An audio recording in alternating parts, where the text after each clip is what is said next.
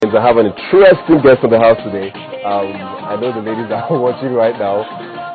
Davido, how far now? Thanks for having me, bro. How's it going? Chilling. David Adeleke is your real name. Adeleke. Adeleke. The Davido, was it a nickname right from time, or you gave it to yourself? You know, when I was a child, I was stubborn.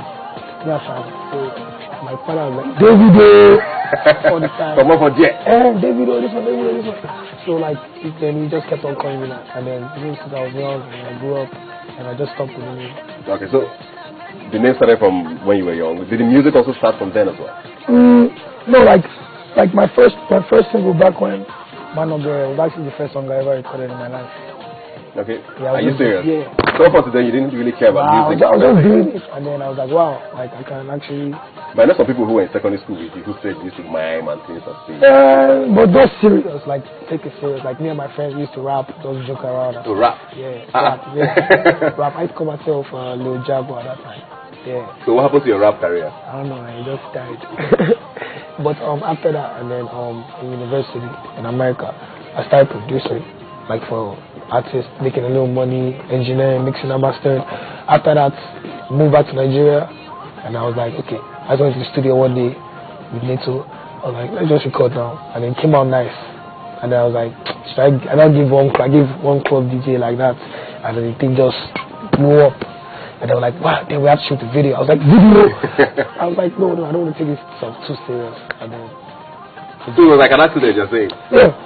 You know to plan like that? Don't plan them at all. Okay, now let me just, you were rapping before, or you used to mime, rap and all that. Yeah. Did you stop rapping because money not to do that side? There's money in rap now, but it depends. In Nigeria? In Nigeria, I spent making money. If you couple that's singing now. True. I don't know, to tell my parents I'm a rapper, it's kind of, even for me to sing, they almost didn't allow me. So rapper is crazy. Okay, let's start from the very beginning. You were born in America.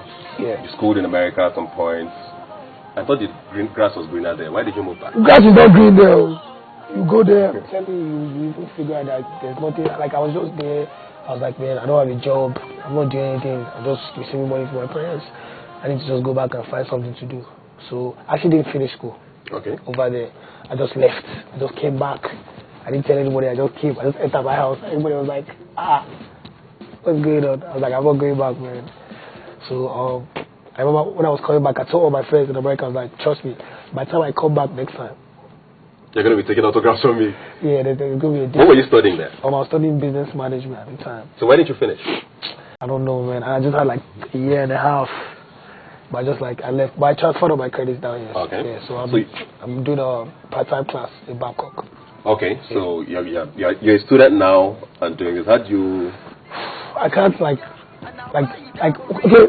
when I go back, I actually went to Bangkok. I was in school, everything. But when my music blew up, I couldn't stay in school again because of some stuff. So they send me my email, homework, I go and do my exams all the time. So, let's talk about that a little bit. So there are people who, we always talk about, okay, try and finish school because, education is good and all of that. But also find that artists tend to succeed somewhat better without education. Is it? Yeah, but where are we going to be in 10 years? I'm not going to be this fresh in 10 years or in 20 years. So I need to have a backbone or something to do. So even if I have that degree, I just know I just have it. So I've wasted 3 years already. There's no point just throwing on that away.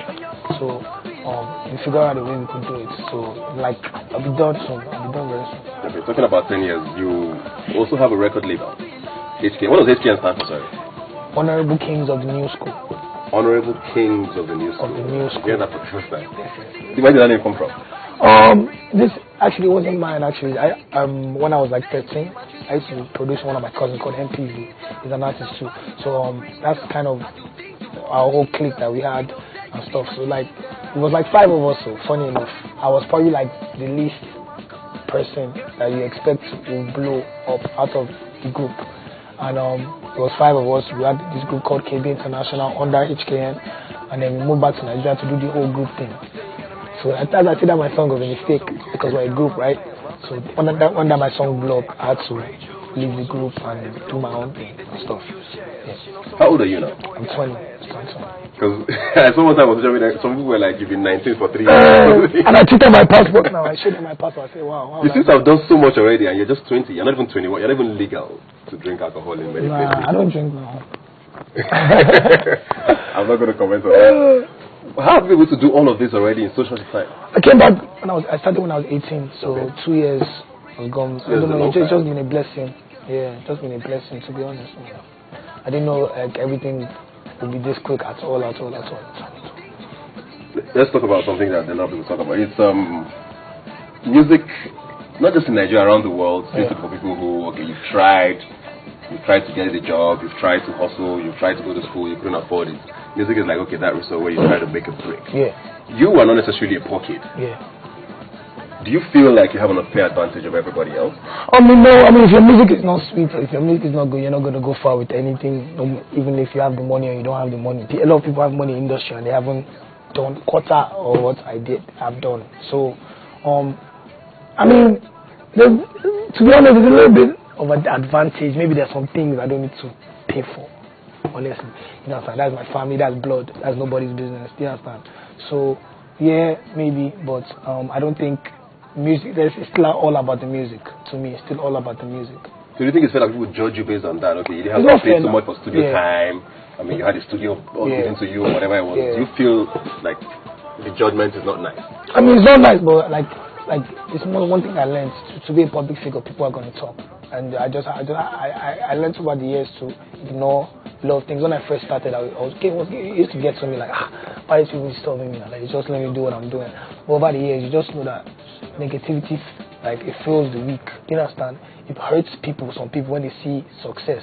You understand? Like, they can kill. I'm telling you, trust me, I've been in situations where, life-threatening situations, like, just hate. Like, why are you so successful? Like, why? You understand? Really? Any instances you can give us? I can't say it, but you've been on some crazy instances. Trust me, man. Some crazy stuff. Yeah. Interesting.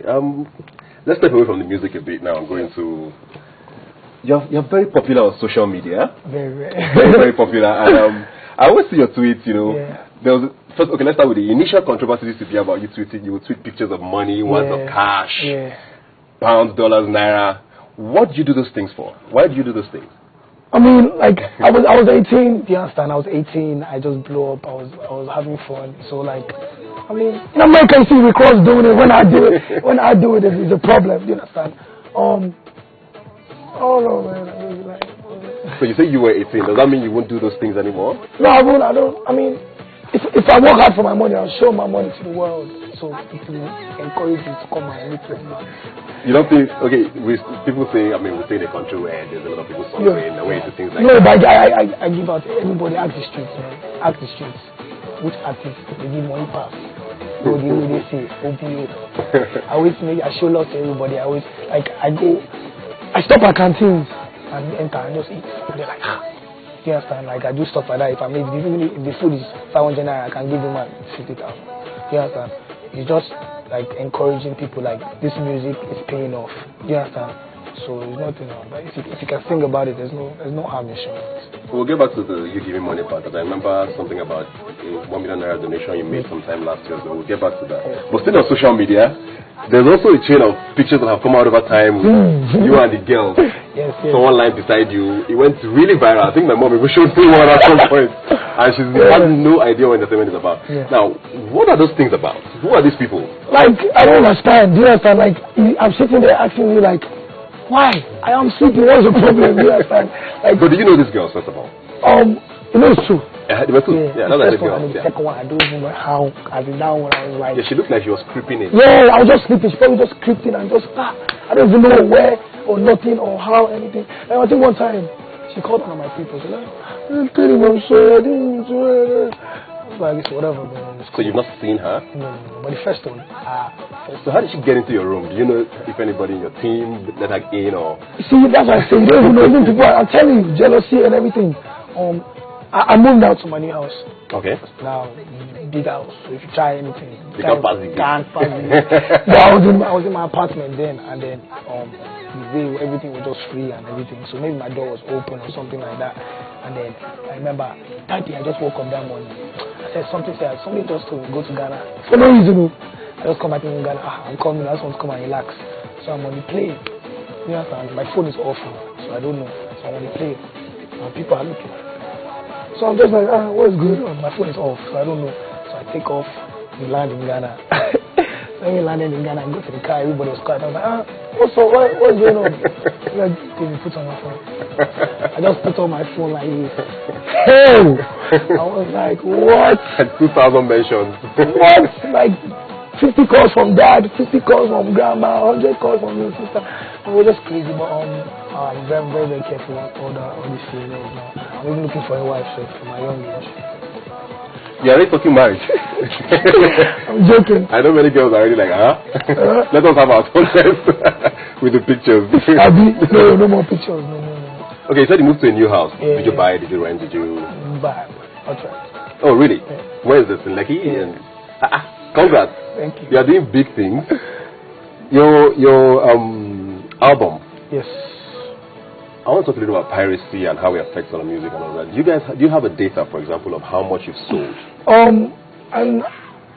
know it's been over 1 million now, but like how we do it is that, okay, we get the marketer and we play them the album, and if you buy the album off, that means whatever they do with the album is their business. Because in Nigeria we can't trace piracy, we can't even trace how much you are selling. You can only just know around. It's not like America, you know, okay, this so has been sold. But piracy is good and bad in both ways. Do you understand? When you have those Alaba mixtapes, that's how we really get our songs circulated quick. You know, those Alaba mixtapes have like 50 songs in one. So we use that to get our songs out quickly. And these days now, you don't even buy CDs anymore. People are downloading songs off the internet and stuff. So you get paid for those mixtapes that have been No, you don't. Okay. That's what I say, good and bad. You don't get paid, but your music is circulated quicker. But from the album, you get paid like one amount. And that's it. Yeah. So you're still for this kind of house, for example, from the shows you've done over the years. Yeah, shows. Thank God, and MTN. God bless MTN. You started a record label. You didn't finish school. I mean, you were studying business administration, so of course maybe you have some business ideas. But why do you think you needed to start your own record label to succeed? Why didn't you sign on to one? No, since you were that young. When I first started, I was in a little situation with somebody. But then, man, just getting your money 50%, 40%, it's painful.